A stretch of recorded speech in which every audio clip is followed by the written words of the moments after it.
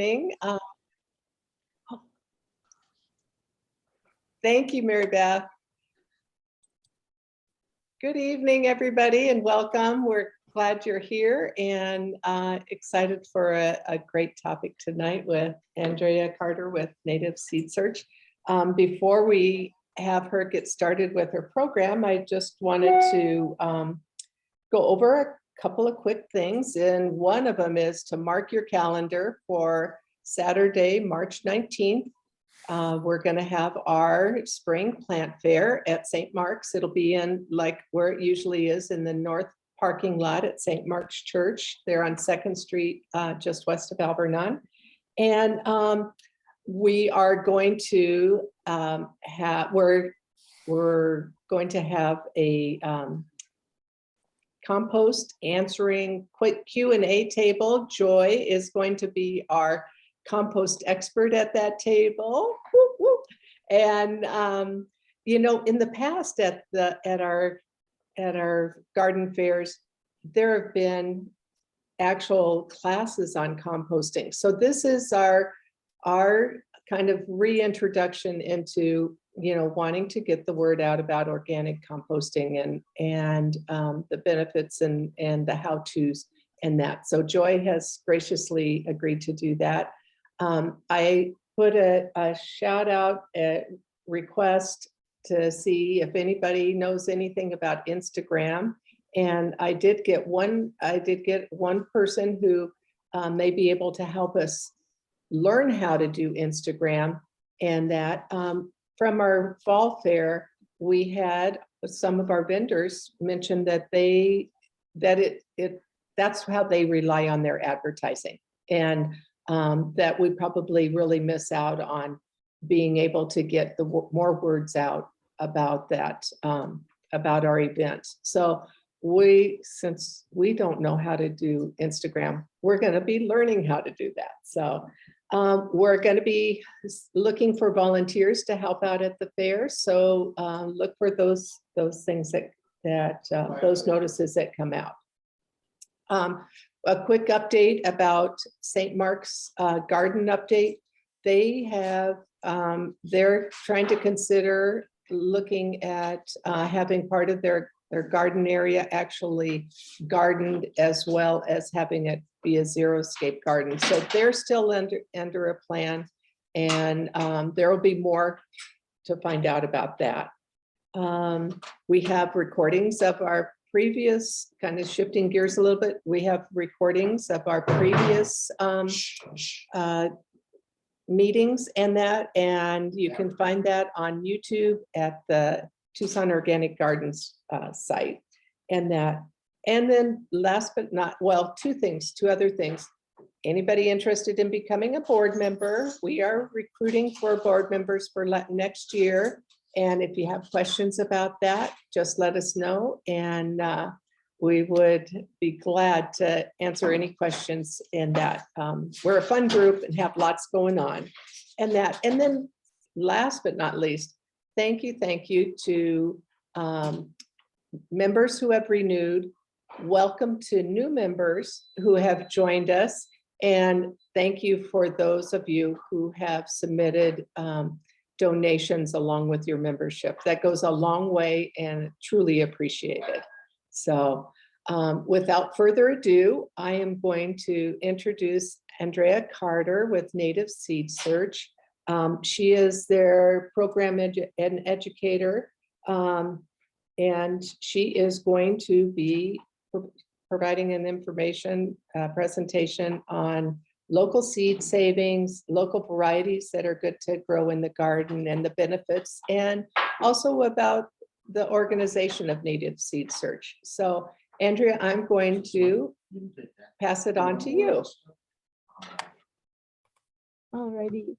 Thank you so much for inviting me to speak with you all this evening, reaching out to Native Seeds and allowing me the opportunity to share about the organization, my work there, and then some seed saving tips and good plants for this season. So I'm just going to share my screen and pull up my presentation. All righty. Does everyone see that okay? Good. All right, let's go through it. So yes, my name is Andrea Carter, and I am the Agriculture Outreach and Education Manager at Native Seeds and the Outreach Agronomist. I help run the Partner Farmer program that I will talk about later in the presentation. My background is I received my PhD in plant science from the University of Arizona, and I was studying the physiology of drought tolerance in barley. That was my specialty.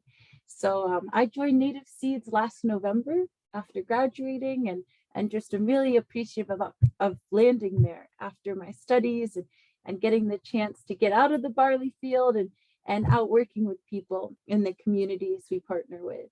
So it's really been a joy to be at this organization. Let's see, so for those of you not familiar with Native Seeds, I'm going to just provide some background on who we are, what we do, what's in the seed bank. Yes, so we'll start with that. Native Seed Search, we're a nonprofit organization that seeks to find, protect, and preserve the seeds of the people of the greater Southwest so that these arid-adapted crops may benefit all peoples and nourish a changing world. So the history of the organization is that back in the early 80s, the four co-founders, Barney Burns, Mahina Dries, Gary Nabhan, and Karen Reinhart, were working primarily with the Tohono O'odham community here in Tucson, and they were working on food security initiatives with the nation, primarily through planting gardens for growing food to distribute to people. And as we all know, there are food deserts. This is exceptionally the case on reservations. And this is generations of colonization, forces of globalization that have made much of the country food insecure, including and especially so in Native communities. So when working with the Tohono O'odham community, one thing that came up, particularly from tribal elders, is the sharing that what folks were really looking for were the seeds for the foods our grandparents used to grow. So in the original gardens, there were carrots and lettuce and cabbages and your common vegetable varieties. And the feedback was, we want our foods, right? We want the foods our family and that we grew up with, our grandparents had. This is what we really would like to eat and to share and save seeds out. And so that sentiment was behind the founding of Native Seed Search as a preserver of endangered traditional seeds from communities in the Southwest. And the seeds and the knowledge of how to grow them represent adaptations to the challenges of farming in the desert, adaptations that continue to be relevant to sustainable farming of the present and future. So, you know, my background, my mother is from North Africa, from Tunisia, and there it is an extremely dry climate. And that's why I got interested in arid land agriculture. And so one key thing about the collection of native seeds and that these Southwest adapted crops is their ability to grow in the fairly challenging environment of the Southwest, right? Hot summers, low water, and yet we have these extremely resilient crops. Often when folks come out to the desert, they see the cactus and the ocotillo, and they think those are the plants of the desert. But we forget there's this rich food plant culture that exists here as well. And so it's not just the non-edible desert wild plants, but also several food crops that have been grown for thousands of years, and in that growing have become adapted to the particular climatic conditions and growing ways of indigenous people of the region. So why save seeds? Now you can unmute, you can type this into the chat, but just to start thinking, and I wonder, why did you reach out to Native Seeds? Why is seed saving important? Why are folks curious about this? And I have my answers that I'll pull out, but I'm just curious for those here, if you want to share some of your interest in the saving of seeds. And by all means, unmute and chime in.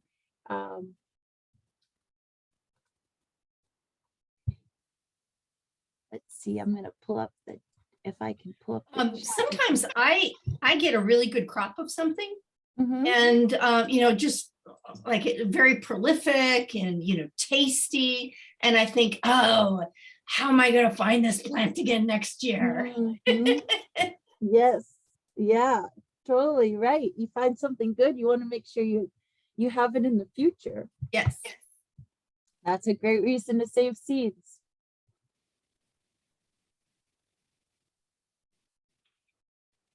Let's see. Yeah, want to plant again and work before. Okay. Yes, it makes you feel self-sufficient was a comment from Joy. And that's true, right? There's a comfort in that. During COVID, Native Seeds and all seed companies across the US were having unprecedented demand for seeds, right? When people felt insecure and unsure, they didn't just buy toilet paper, they bought seeds, right? They were and we hope they were planting. I'm sure some were hoarding them, but there's a comfort, right? That's just like getting back to a kind of basicness of what do you need to survive, and that's food. And in order to have food, you need seeds. So it's very logical to have, and we have a comment from Marty. I love to share the seeds when I have a plant that worked for me so well. Totally, right? That you can share them with others. You tried it out. You were the field trial, the agronomist. You said, okay, this squash did well, and then you can share it with others. So all good reasons. Okay, so I'll go into some that I thought of, which is accessing seeds without having to pay, right? So at one sense, it's economical. When there's for heritage grain seeds, for like organic seeds, that can be $3 to $4, $5 a packet. Well, that adds up when you're planting even a small garden, let alone a farm, right? That's a lot of input costs. So saving your seed is saving some money. Conserving valuable crop diversity and cultural heritage. So I'll show a graphic next slide about kind of that loss of crop diversity that we all probably have seen ourselves in our lifetimes. Okay, adapting to specific local conditions.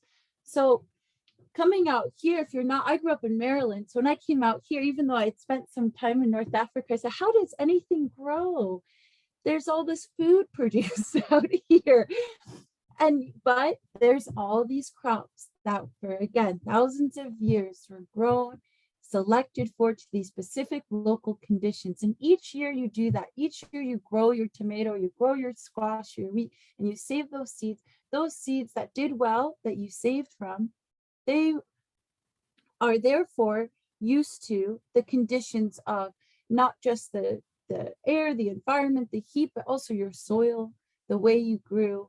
So that each season you're kind of breeding specifically to your conditions. Cultural and culinary uses. So we're not often saving every seed. We're saving the tastiest tomato. We're saving the tastiest squash. And in doing so, we're meeting our culinary needs. Maybe it's high yield, but also maybe it's flavor. And so we can really get creative and enjoy the foods we grow. Okay, nourishment, identity, and religion, who we are. So for many, if not all indigenous communities, there's an intimate relationship between plants and culture, right? There's not as necessarily a utilitarian use, that's certainly there, but then there's also this deeper, often spiritual, religious aspect to plants and use that's very intimately entwined into cosmology and ways of being and the spirituality. And so that's been something that my work at Native Seeds has helped me truly appreciate.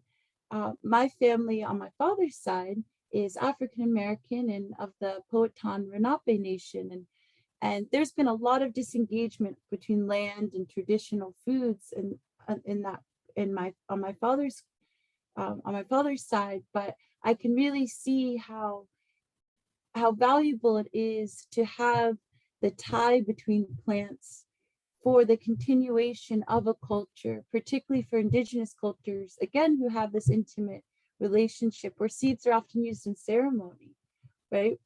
So I mean, we do that in larger Western culture of a Christmas tree, right? Here's a plant that's got a kind of spiritual, cultural significance, but this goes for beans and corn and many other plants that we might just consider as food plants, but actually are integral to culture in a really deep way. So that's just a next level of value of seed saving. This graph is just showing costs, right? Going back to our kind of our original, just saving input costs for growing. Here's for a corn seed, for a corn farm, organic versus conventional, seed is not insignificant of what a dollars per acre a farmer is spending each season. So worth saving seed. Okay, as mentioned before, dwindling food variety. So I really like this infographic that shows about a century ago. So this is in 1903, and this graphic's dated because this is from the 80s, so it's probably even less now. But in 1903, right,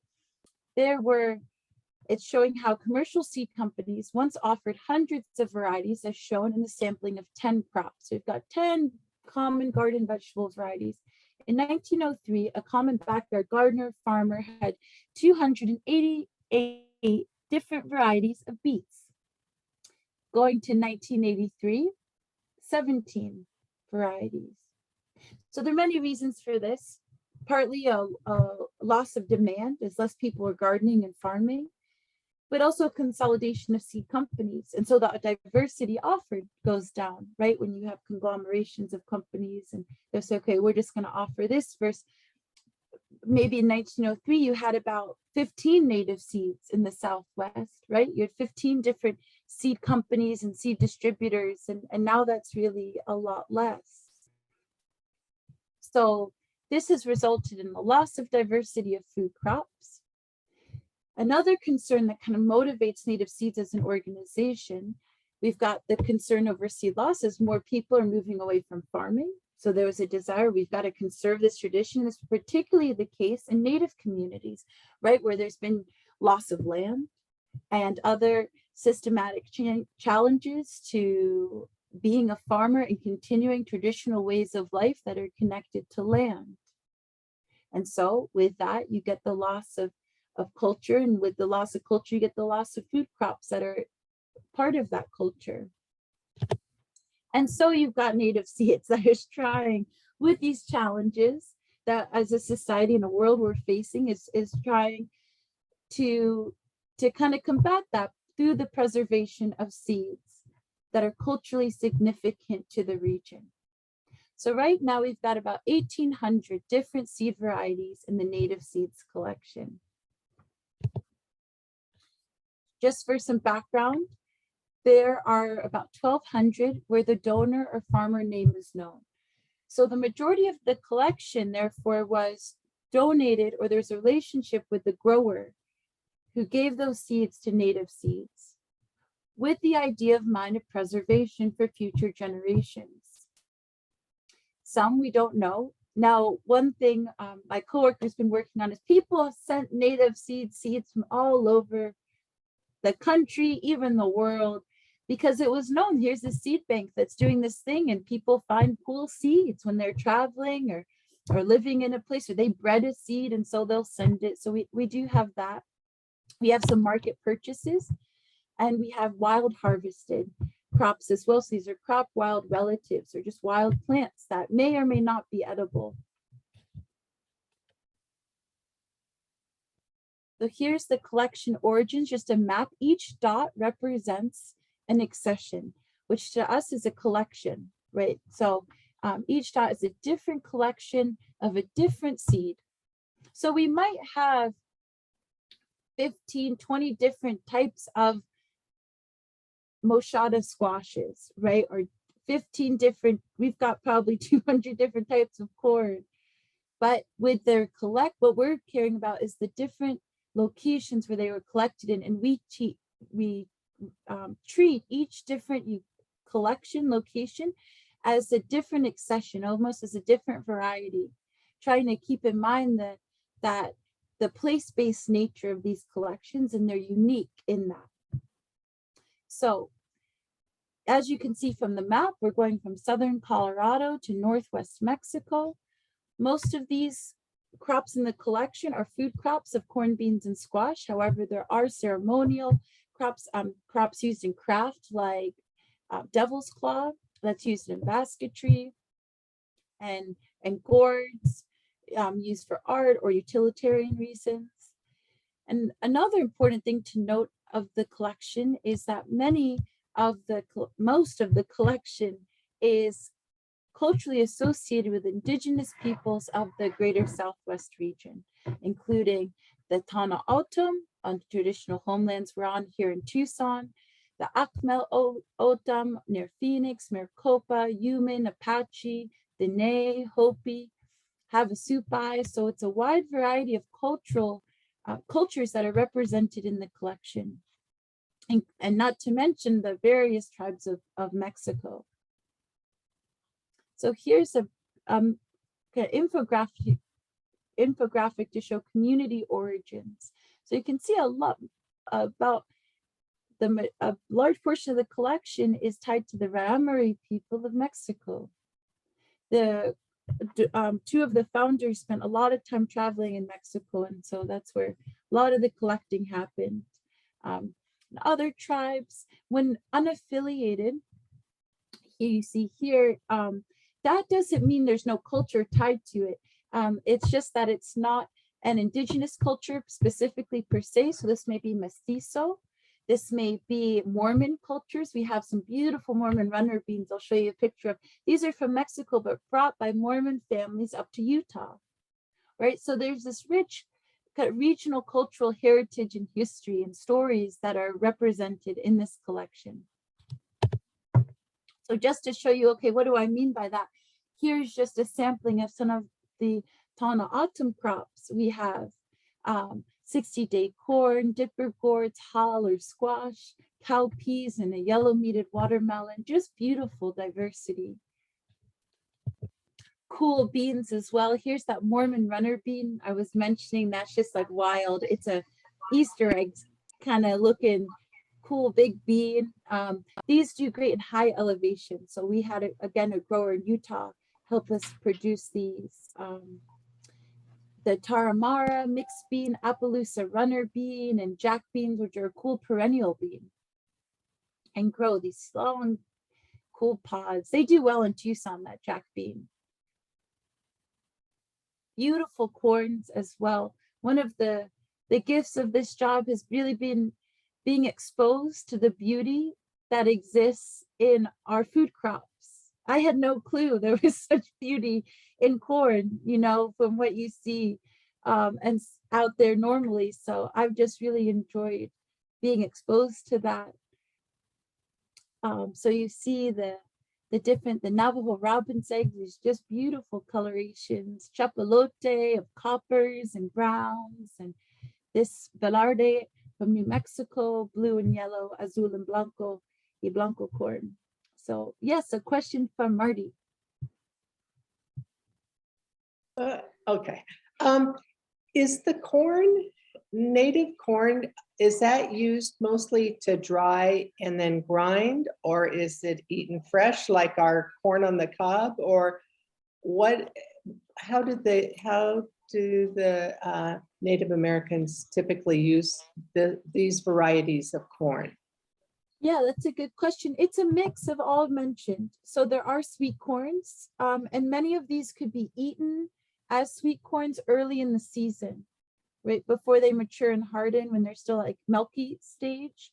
You'll hear like green corn tamales. So it's like before it hardens and is still soft, you can eat a dent corn or flour corn early. So that was done.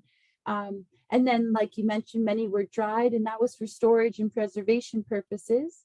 So till today, that's, you know, a lot of the blue corns are like that, where they're ground and eaten either as a mash or in tortillas and other breads.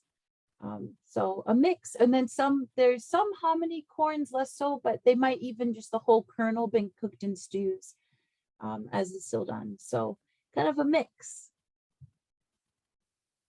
Okay, so I'm showing you kind of the inner workings of our organization here with our seed bank. So where do all these 1,800 seeds where do they live before they go out to packets is in our seed bank.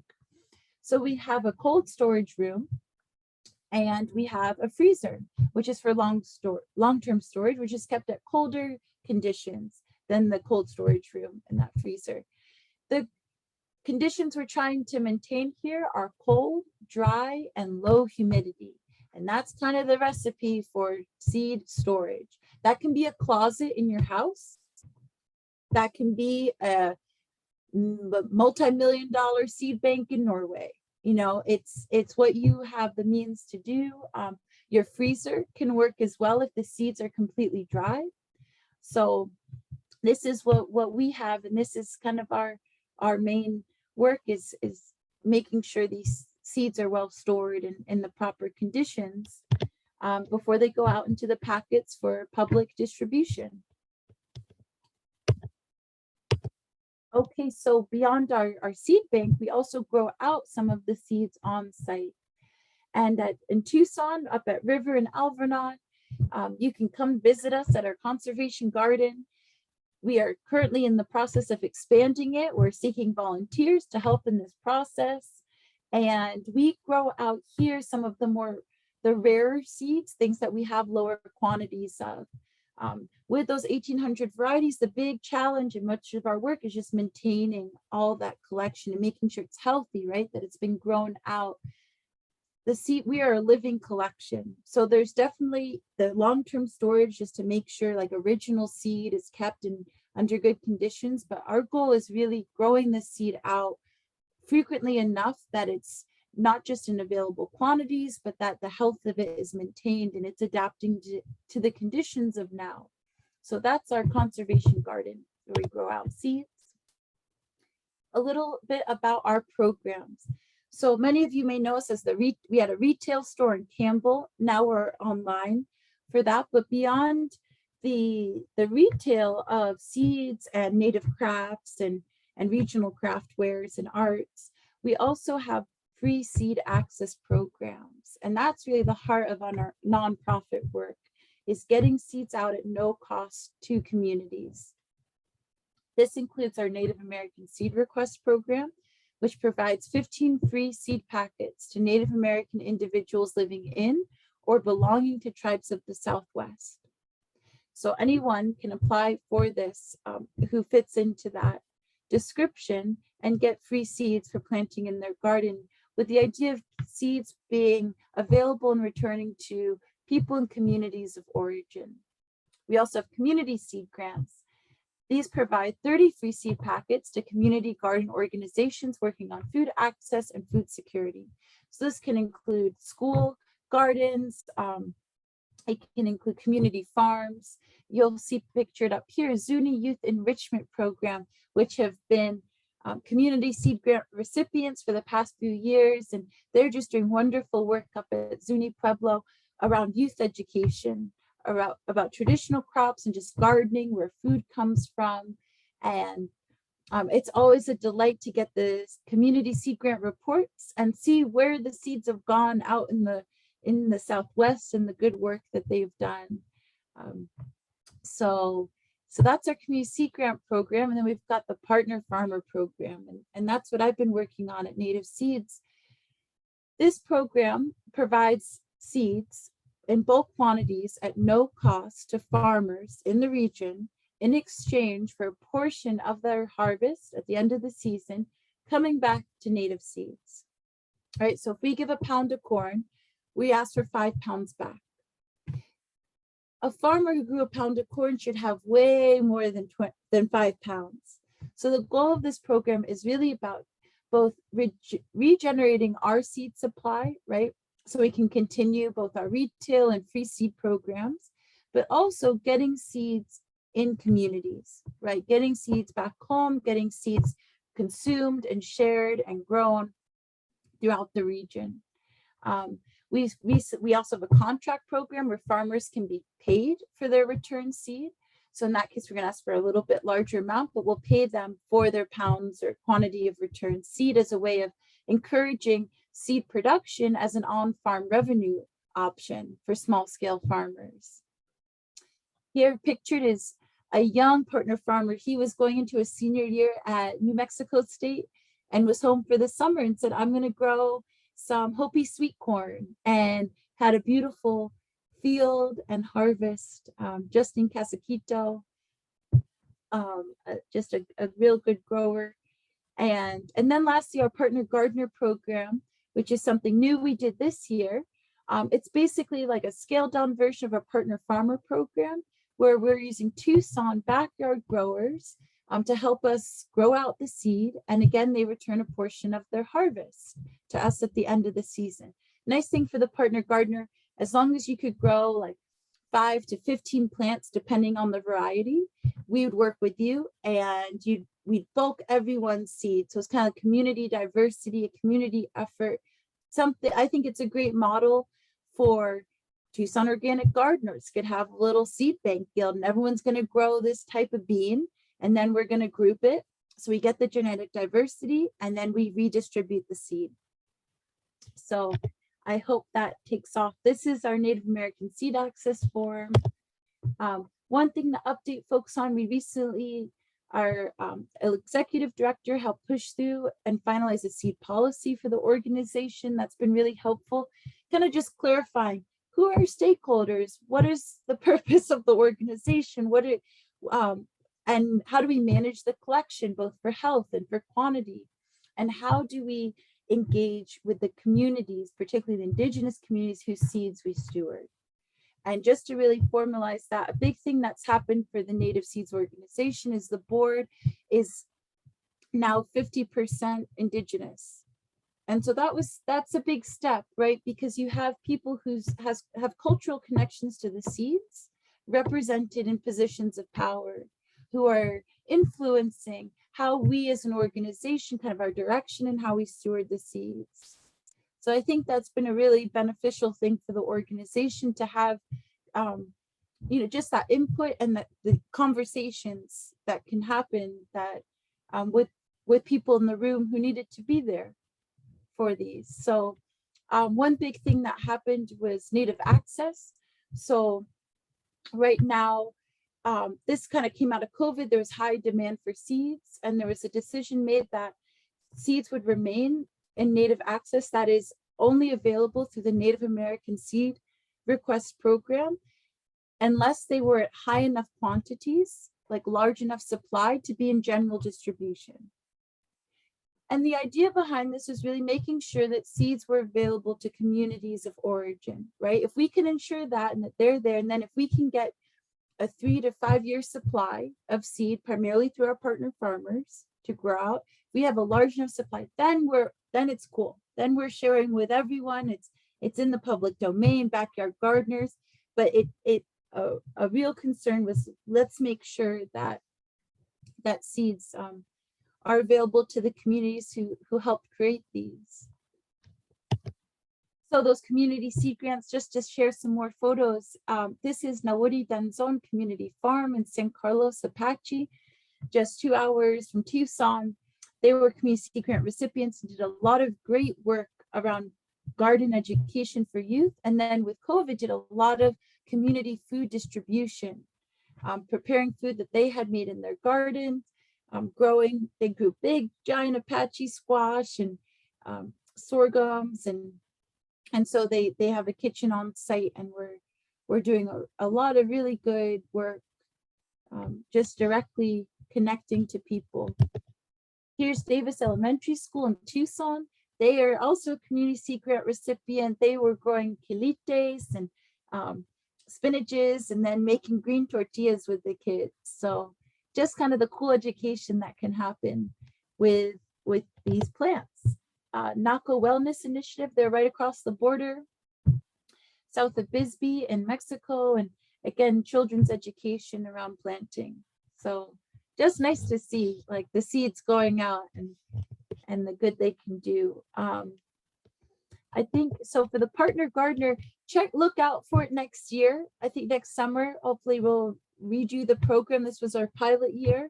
And I'll just show you some photos. We had a harvest party where the participating backyard gardeners all came together to process seeds together because we had all the equipment, right? We have some of the tools, the screens. So it's like they could bring their sunflowers or their devil's claw and all gather and then we had a seed cleaning party with folks. So here's showing the 4 varieties that we did in this year's Partner Gardener program.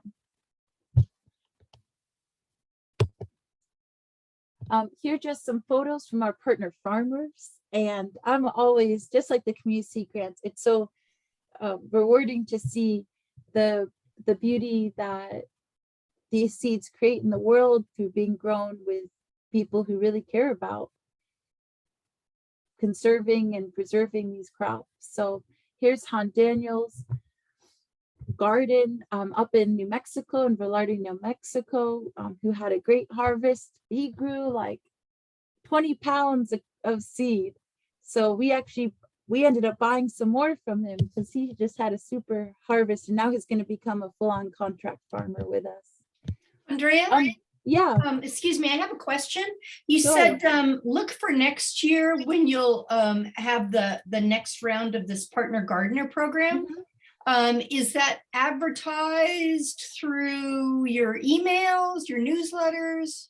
Yeah, it was on the website, and I think our mailing list would be the best place. I know they did Okay. they did an email blast through the mailing list of like, hey, if you're in Tucson, Mm-hmm.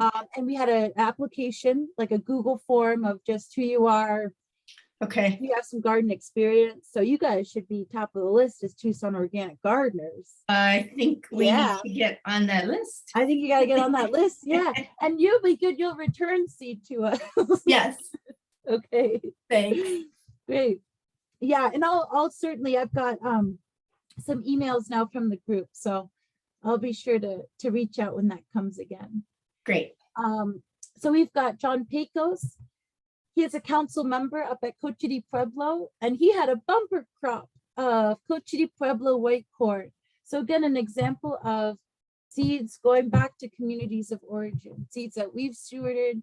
Now they're back. The majority of that harvest is with John Pecos and his family and their community.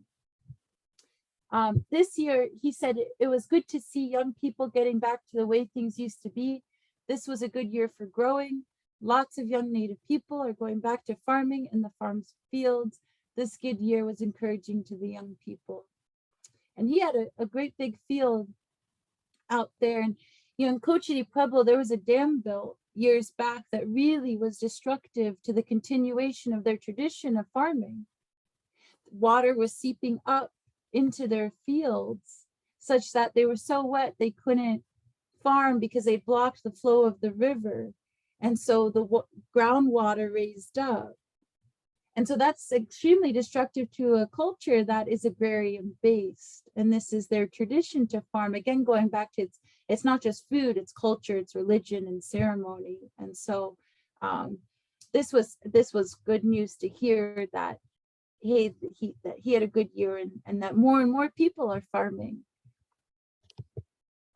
Angela King-Sawan, she is of Ramory, Antigua descent.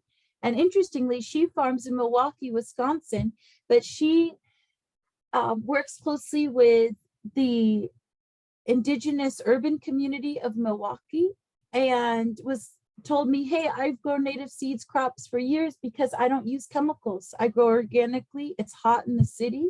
I'm low input. So this works well, right? They're resilient seeds. And here's some, I think it's sorghum growing like 10 feet tall out there. So she had a pretty good year out there. And then Courtney Lewis, just a really cool young woman farmer. She's Fort Mojave and Hopi descent.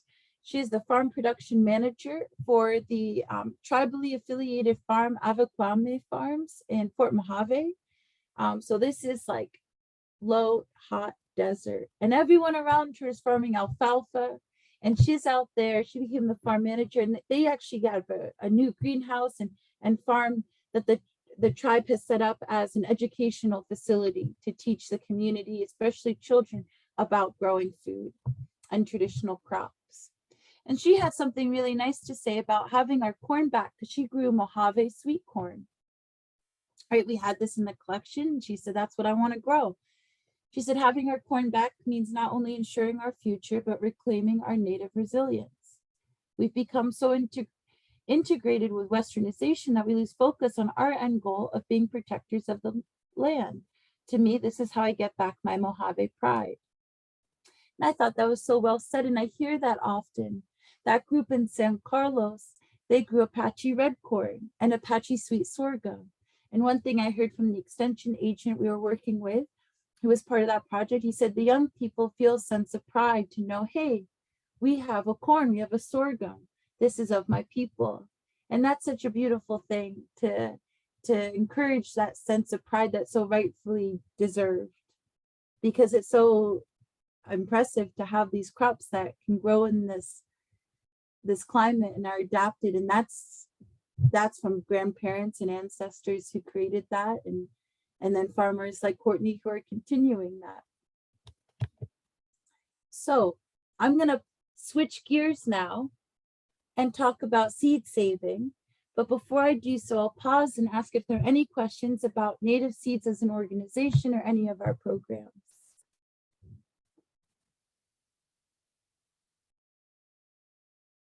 No, okay. All righty. Okay.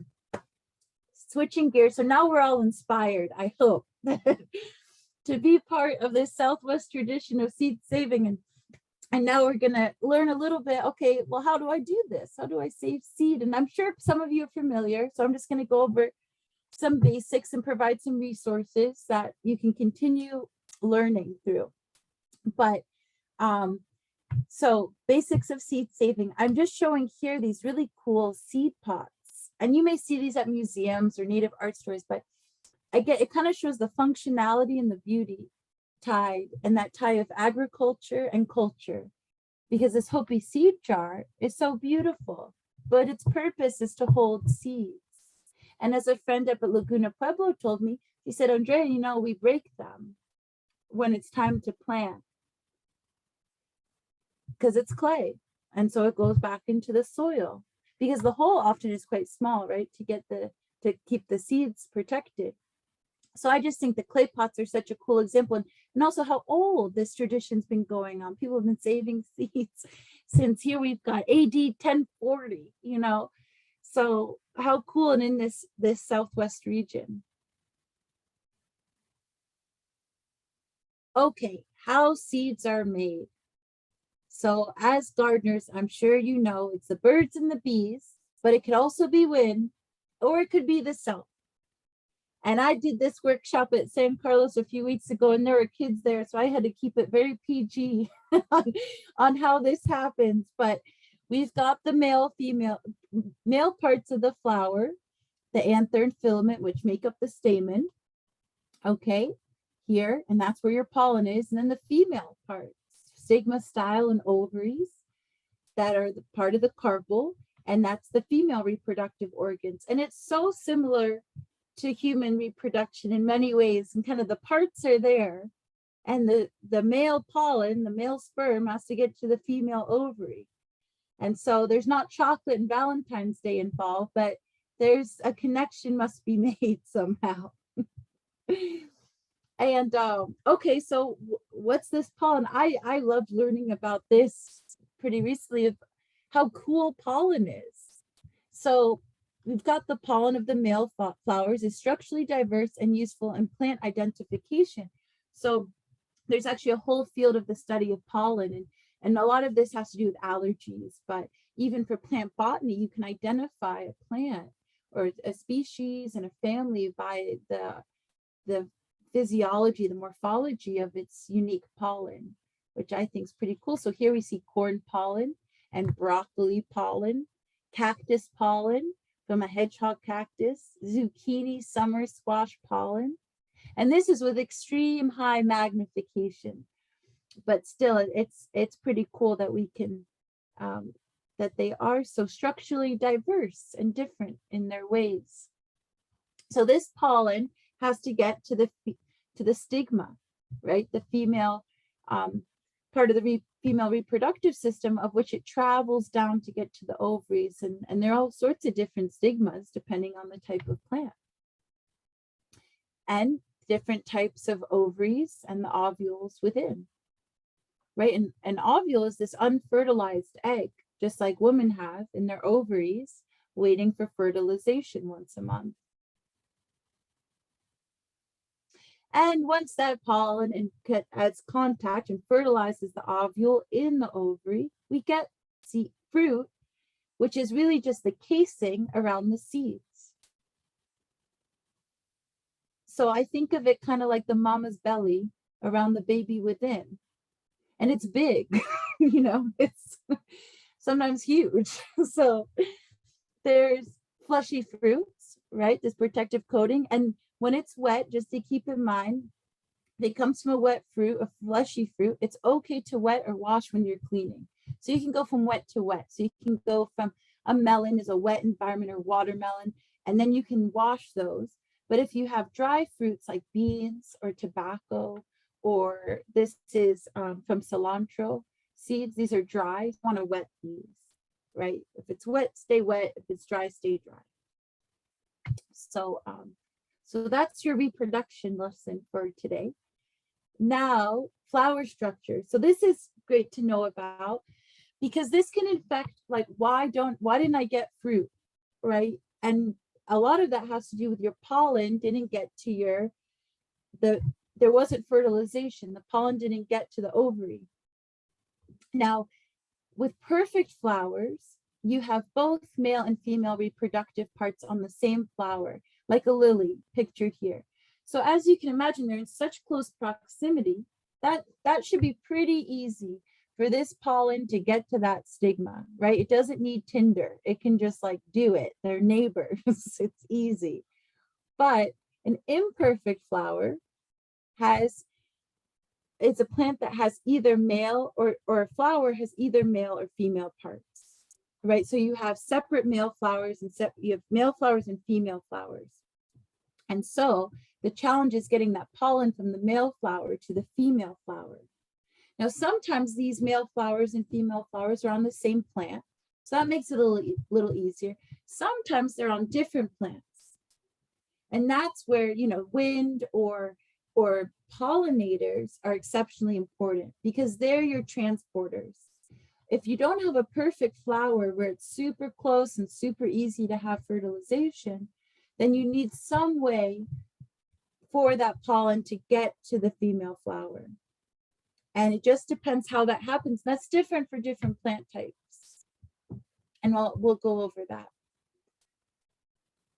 So this matters a lot for squash. We get this question a lot. Why don't I get any squash? I planted a squash and there's no squash. So flower anatomy makes a difference here. We've got separate male and female flowers. Now they're on the same plant, but they're not like the lily, right? Where you have the male and female parts together. You have a female flower pictured here on the left and male flowers. So somehow the pollen from the male flower has to get to the female flower for this ovary to develop into a fruit with the seeds inside, which are the fertilized ovules, right? It's filled, this ovule right here is filled with unfertilized eggs, just waiting for pollen to come over. And that's how you can tell it's a female flower. Like you see here, the bulge. The male flowers are just a straight stem. So you can go out in your garden when you grow your squash and kind of see, okay, I've got some male flowers and I've got some female flowers.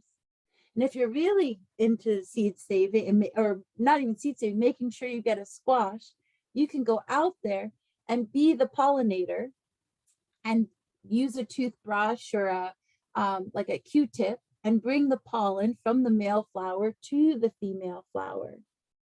Or you can grow an abundance of pollinator plants and encourage bees and pollinators to do the work for you. And this is why pollinators are so important in anyone's garden, not just trying to save seeds, but just get fruit to eat.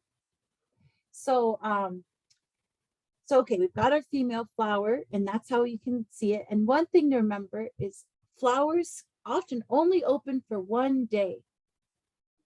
So it's useful to grow more than one plant to increase the likelihood that male and female flowers will both be open on the same day. And this facilitates pollination. So one issue that happens is people grow one squash plant. Well, let's say the male flower is kind of slow in opening. So the female was open waiting for pollen. He hasn't opened yet. Well, there was no fertilization. But let's say you grew two other squash plants. Well, maybe their timing was linked up. And it is kind of amazing how it's so brief, these chances for fertilization, but somehow it happens. Now we, like I said, can play a role, but also nature can do it as well, especially if it's in good balance with pollinators. So here's some examples for other plants, particularly in the cucurbit family, the squash family, that have this type of male and female flower. It's being separate. So here's cucumber. So again, your female and your male. Watermelon, similarly, separate male and female. Gourds as well. And you can tell not just by the kind of thickening at the stem, but also in the shape of the flower of which one. Like in gourds, here's the female flower versus the male flower. They're slightly different. And boy, that can be a whole class because, you know, like the squash flowers, the color of the flower can indicate how it's pollinated too. For example, the cucurbits that have yellow flowers primarily attract bees, but gourds have white flowers. They actually tend to open in the evening until the early morning, and they're pollinated even by bats, right? So it's all kind of works together, and it's quite specific. You know, plants have their particular pollinators, and that influences the color of the flower and when it flowers and until when. So just a push for pollinators, we have 1,300 native species of bees within Arizona alone, including the squash bee, which is a native of the desert southwest in Mexico, one of the few bees that pollinate squash plants. So growing some squash can encourage the native squash bee. And it kind of also shows how long squash has been grown from Mexico to throughout the Southwest to have this coevolution of the squash bee with squash out here. Okay, corn. This is another one that people say, oh, I didn't get any corn. Why? My ears didn't fully, I don't have any kernels. Well, similarly, you have the female flower at the silks at the ear, and the male flower is the tassel up top. So the pollen has to fall from the tassel up top, from the male flower, to the silks, the female flower, and then travel down and pollen fertilize one of the ovules, the ovaries in the ear. And if that happens, then you get the kernel. So this can be a fun thing to do if you really want to get into it, is draw the flower. And I just found this online, but you can do flower anatomy and just have a little drawing lesson. So you know when you go out there in your garden, okay, what's what? And I'm going to be the bee and pollinate my squashes. The other thing I'll mention now after some flower anatomy is crop families. That can be helpful when knowing, okay, this kind of leads me to talking about crossing and species, how they can cross, and being aware of what species you're growing is important for seed saving if you're trying to avoid cross-pollination. So we're all maybe familiar with crop families, and this is the idea that certain plants have similar characteristics. And a lot of it is phylogenetically, like evolutionarily, they're related in some way, and then they broke off in different ways due to different characteristics. So you have your Brassicaceae or cabbage family, and that's your broccolis and your Brussels sprouts and your cauliflower and your radishes. And you can imagine they all kind of have similar characteristics versus like cucurbits, like cucumber and squash and pumpkin and melon. Well, they also kind of have similar growth habits. So just kind of a way of grouping plants. And this comes up a lot in crop rotation, where it's often recommended to rotate between crop families, because not only are they physiologically or morphologically similar in their flowers and the way the fruits grow, but also in the pests and diseases that they attract. They're basically like all cousins. And so they all have diabetes in the Brassicaceae family, and they all have, high blood pressure in the cucurbits. It runs in the family. And so cucurbits are going to attract nematodes. And so if you grow them year after year after year, you definitely want to make sure you get a Brassicaceae in there, because they actually exude a compound that can help break down and deflect and are unattractive and can reduce your nematode population, right? So to mix it up, diversity is key in all of these healthy plant ecosystems. So again, the gourd family. So, trailing stems, they have tendrils, right? Because they're trying to trellis up things and they're looking for ways to climb. Rough hairs on stems and leaves, certain venation patterns in the leaves. And so this goes for cucumber, pumpkin, melon, and watermelon. They're all in that gourd family. So it can just be a helpful way. And, they might also all need similar nutrients when grown. So it's just a way to help kind of think about and group this large world of plants. So now we're going to get into avoiding cross-pollination. And like I mentioned, one key is knowing the species of your plant. So you may have heard there's binomial nomenclature, and you'll see this on seed packets. It's the italicized, fancy sounding word that you're like, I don't know what that means. So this is the two-terming naming system, a formal system of naming species of living things. So you've got your genus as the first, and then the species. So like in humans, we're Homo sapiens. We're genus Homo and species Sapiens. Corn is genus Z, species maize. And again, like the gourd, it's just ways of categorizing this large world of plants and all the botanical life out there. And this largely came, like the naming system came from Carl Linnaeus, who's a Swedish botanist. A lot of this came out of, there was this time of exploration from Europe going all over the world. And they said, we have to name everything, because that's, a worldview of and how do we categorize this vast world that we're exploring? And so it's in Latin, and this is and still used today in botany for categorizing a particular plant to know, and that comes, and it's helpful for like varieties, because for example, for amaranth, well, you might have different varieties of amaranth or gourds, but they're known by similar names, right? So like Magdalena big cheese squash, well, in North Carolina, they call it mac and cheese squash.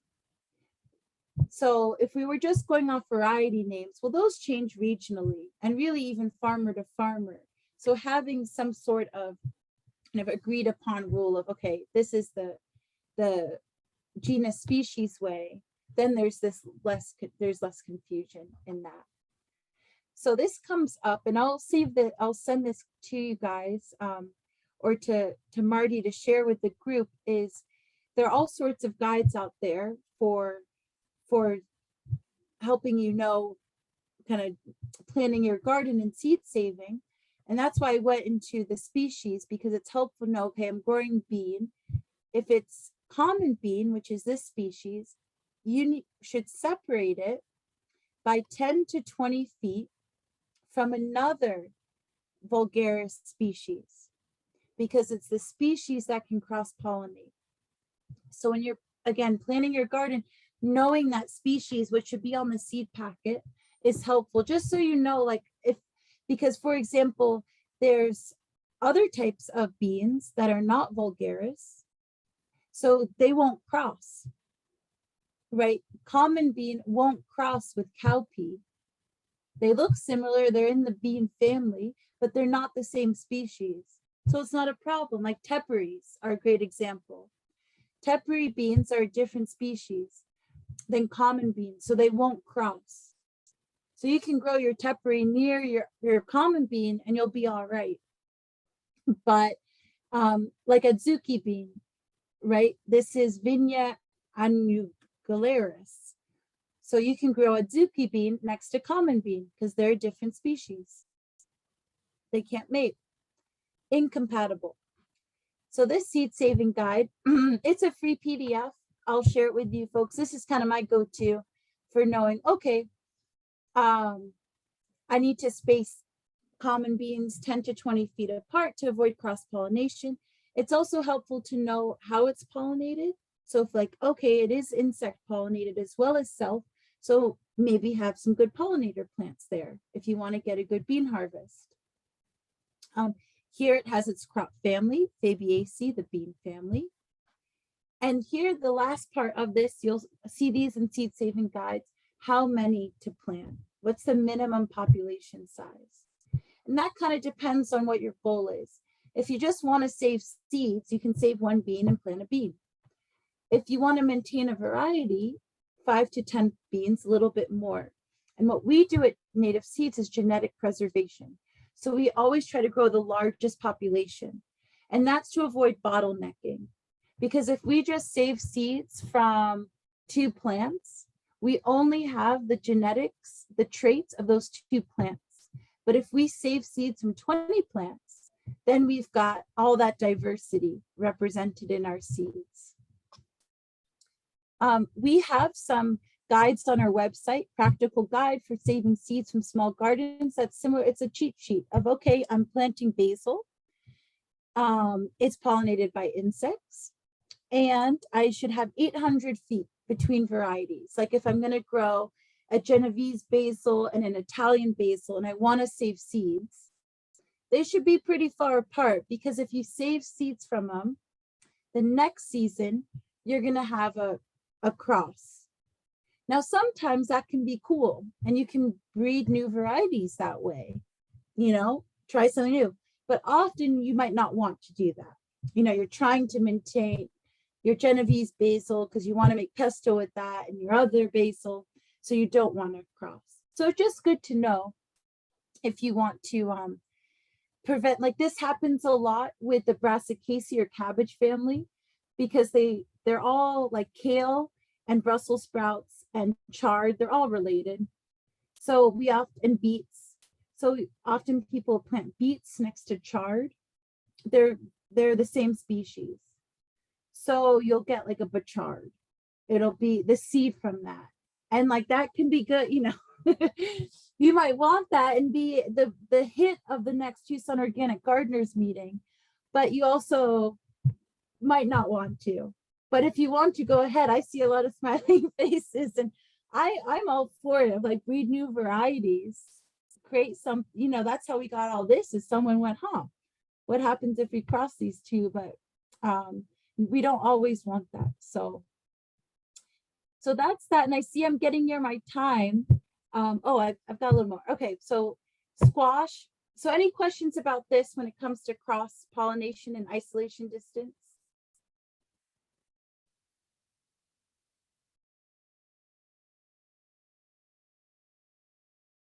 Nope. Okay. All right. I'll keep chugging through. So yeah, these guides, you don't have to memorize it by any means. There's resources out there for like, how far apart should my squashes be? That's one to look out for, because a lot of the squashes are related too. So you'll see here like the Cucurbita agrosperma will cross with mochadas. So mochadas are like your big cheese, and your butternut squash can cross with your cushaws, kind of like an acorn squash. They're pretty similar, and that often happens. Growers plant them too close, because I think, let's see, it is 800 feet apart minimum. So that can be one. But so yeah, just to keep in mind. Okay, now let's say you've grown your squash and you either kept it the same or you crossed it, hopefully intentionally. Things to keep in mind when seed saving, like I mentioned, if it came from a wet environment, you can clean it in a wet environment. So squash, you're coming from that gooey, goopy. You just scoop them out, rinse them. I've been doing this since I work at Native Seeds now with the squash I buy from the store, and either to eat them, but also it hit me of there are all these seeds, and I'm usually just throwing them away or composting them, and any butternut is like 400 seeds. So you can do this with your food that you buy, but you just rinse them. I'll put them in a bowl, rinse them in a bowl, squeeze them around, squish it around, get all the goopy strings and tendrils off of it, and then leave it for a little bit, and then scoop out the seeds onto a cookie sheet that's lined with paper towels. The great thing about Tucson, it's dry. And you leave that cookie tray outside for a day, outside of direct sunlight, but just like on a table outside, it dries up really quick. So unlike wetter regions, where the big issue for seed saving is mold and moisture still being on seeds before you package them away, 2 or 3 days outside in Tucson will dry your squash seeds right up, especially this time of year.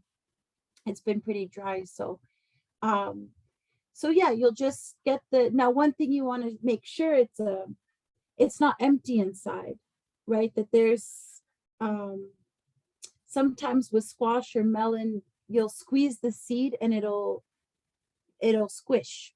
You want to make sure there's something in there, and that something is an embryo, like there's been fertilization. So, but you'll feel it. Sometimes when you'll really know is they'll sink, that they're heavy enough that they'll sink to the bottom of your bowl, and those are that's for sure they're fully developed in there. But that doesn't always happen. I find that often all of them float, so you'll just scoop it out, put on a cookie tray. How do you know it's dry enough? There's a bend versus snap check. Oh, here we go. Here's the picture of often the unfertilized, the unfully developed will float, but that's not always the case. I think that's more in theory, but and then yeah, here it is just drying out on a rack, a screen, and just scooping out seeds. Okay, which seeds will germinate? So that's a question too to keep in mind, is that you want to save seeds from mature plants. So for example, here we have bell peppers. So which seeds will germinate? The green bell pepper is just an unripe red bell pepper. And so if you save seeds from your green bell pepper, they will not germinate, or not as well as the red bell pepper, because that's a fully developed fruit. And so that means the plant has put all of its energy and has had time to allocate resources to the developing seeds inside. So this goes for any fruit we're saving seeds from. We want to make sure it's almost overripe. And the goal is it's like a premature baby. You want that baby cooking as long as possible in the oven, right? And so it's the same for seeds, like till it's overdone is best. You'll eat squash, you can keep on the vine for longer than you would if you were going to eat it, right? That can be a kind of rule of thumb of, and tomatoes are a great example of that, till they're kind of squishy and almost fermenting. Great for saving seed. Oh, like I mentioned, this bend versus snap test. This is great for squash. Any dry seed. If it squishes in your head or bends, too wet. You want it to break, to snap. So that's a great way to know, okay, my squash or pumpkin seeds are ready. If they bend, if they snap, then they're dry enough to put away in a jar or a bag for storage. Okay, so those are kind of the big seed saving tips overall is being aware of your species, so to avoid cross-pollination, the flower type, to make sure you have enough plants or the pollinators there yourself to ensure pollination. And then for the seed cleaning, that it's some processes for cleaning it. You know, tomato seed, similar to the squash, you wash it in some water. Tomato seeds, you can ferment those, leave them in the water for a few days.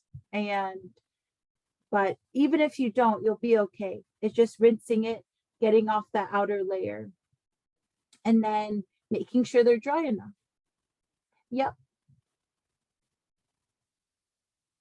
Sorry.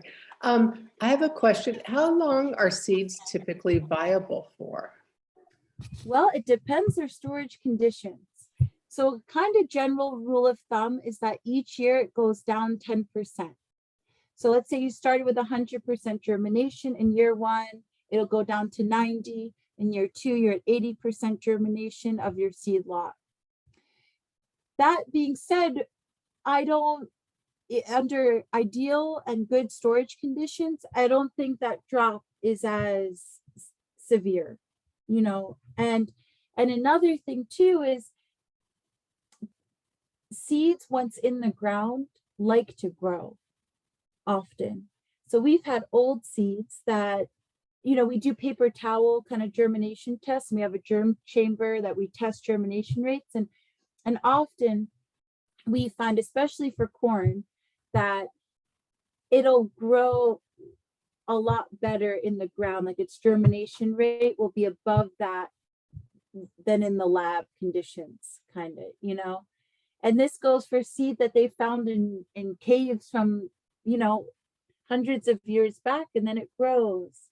Now, that being said, you don't want to keep your seeds out in the open, in the air. Like you saw those clay pots of Zuni and what was the other one? Maybe Acoma Pueblo, but you know, it kind of shows like there's a known way to do this, which is out of the light, in darkness, dry conditions, and low humidity. So it does make a difference, but that being said, seeds can last for longer than one might expect them to. Thank you. Sure. Let's see. So there was a question about what's good to plant this time of year. So this is taken from Native Seeds. Now that you're all excited to grow and save seeds, what the heck should we plant right now? So this is our planting and harvesting guide for the low desert. So you'll see we are in early spring, late February, or spring, early March, right? So by the time maybe you get your seeds, it might be early March planting. For us, that's amaranth, bean, chichiquilite, which is like a wild green herb that has a lot of minerals in it, kind of like an amaranth herb, like the greens. And so, and it does really well out in the desert. Chili, you can even plant your spring corn like around March 15th. I've been looking at sweet corn to plant that, which you could do right now. Cotton, cowpea, eggplant. So this is kind of our early summer go time, right? The nice thing about low desert for food crops, you can either do early spring and grow a lot of what you think traditional summer crops are, like get it in now, and then you can do a later planting at monsoon season with the rains. So you'll see the spring and monsoon and later in July are pretty similar. So what's nice about now is you're just trying to get it in before it gets too hot. And it's that heat that can make the pollen inviable, which is, I'm sure, why many of you are growing your tomatoes right now, because you've tried growing them in the summer and then you don't get any fruit because the pollen dies at 100 degrees. So any questions about about recommended varieties for right now?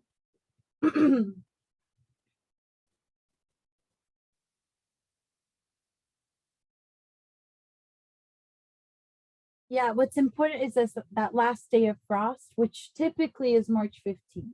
So that's kind of the fail safe of, okay, I'm going to plant my corn. Then you could plant it earlier. We've done that. But the problem with these earlier plant this time of year can be so tricky because it's the night temperatures are cold.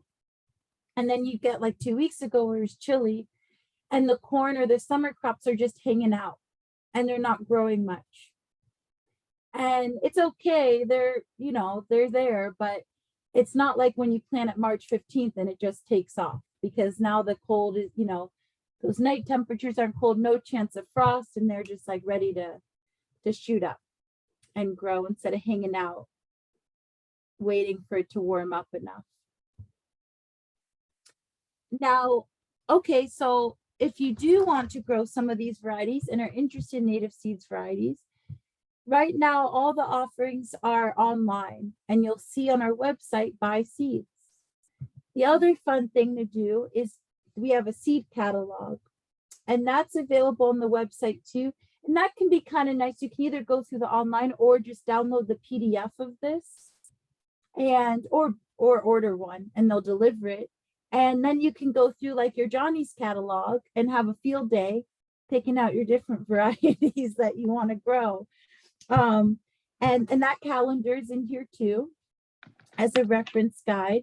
And one thing you'll see is we put little codes by each variety, and that'll say high or low elevation is what. So anything within an L, you'll know is low elevation, so should be good for Tucson. So that's the varieties, and I do hope you get to growing some of these arid adapted. The nice thing is we've had growers who say, oh, I can't grow tomatoes, and they've tried growing beefsteak and all these big ones from the Midwest, and no, you're all shaking your head, you know better. And then they grow Punta Bondo tomatoes, right? These are a variety we sell that are tiny. You know, they're not going to grow huge, but they're full of flavor and they grow prolifically in Tucson. So I think that's a great way to get a green thumb out here is grow what can do well out here. And then you feel a lot better about yourself, about your garden ability. So I think that wraps me up. We greatly appreciate community support for our work, especially for our free seed programs and our education programs. So do check out our webpage, support if you can. And here's my contact information. So stay in touch if you have questions, if you want to be a partner gardener, or if you want to be a partner farmer, if you have some space. And thank you all for inviting me today. Andrea, thank you so much. This was delightful, just very informative. Does I'm anybody really glad to hear that. What's that? Oh, I'm so happy to hear that. Yeah. I got a lot out of it. I have one kind of random question. Mm-hmm. You mentioned about devil's claws. Mm-hmm. And that when I was growing up here in Tucson, we would find devil claws all over the place, all over the desert, and not so much anymore. Do you know what is that due to herbicides or what? Do you have any random idea of why that would be? The random idea would be that people aren't using it as much. So I wonder if what you saw was the residual of people, even from years back, still going out and harvesting them. Oh.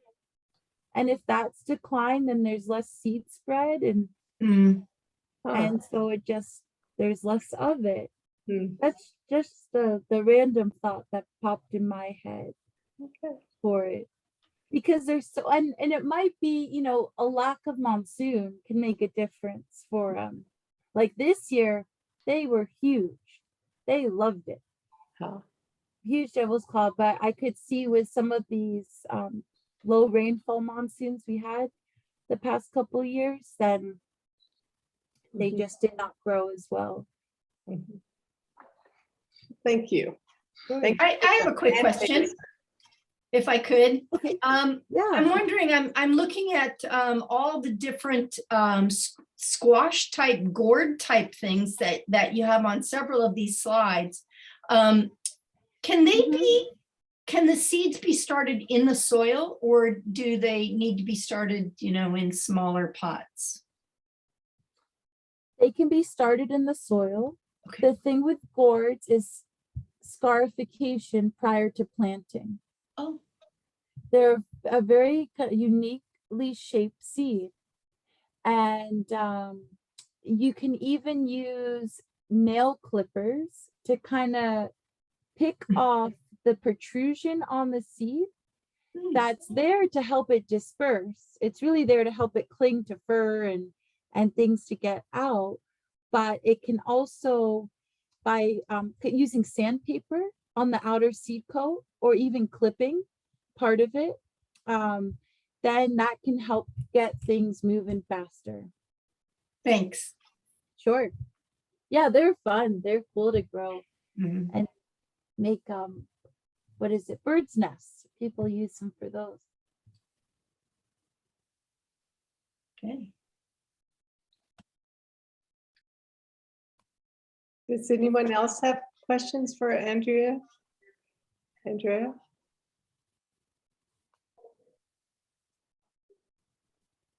Okay. Well, thank you so much.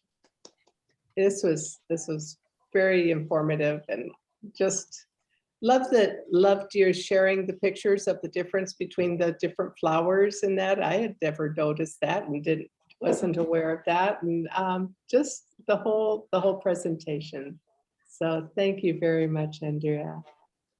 You're very welcome. Yes. Yeah. And I'll send some of the resources I mentioned to you, Marty, to share.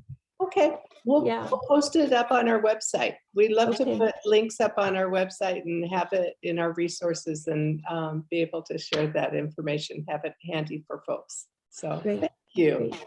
Okay. Thank you so much. I'll see you all maybe Thank around. you so much. Tuesday. Okay, take care. Bye now. Bye. Thank you. Thank you all for joining us tonight, and you guys all have a very good week, and we will a very good month. We'll see you next month and see you at the fair, hopefully. Okay. Thanks so much. Bye now.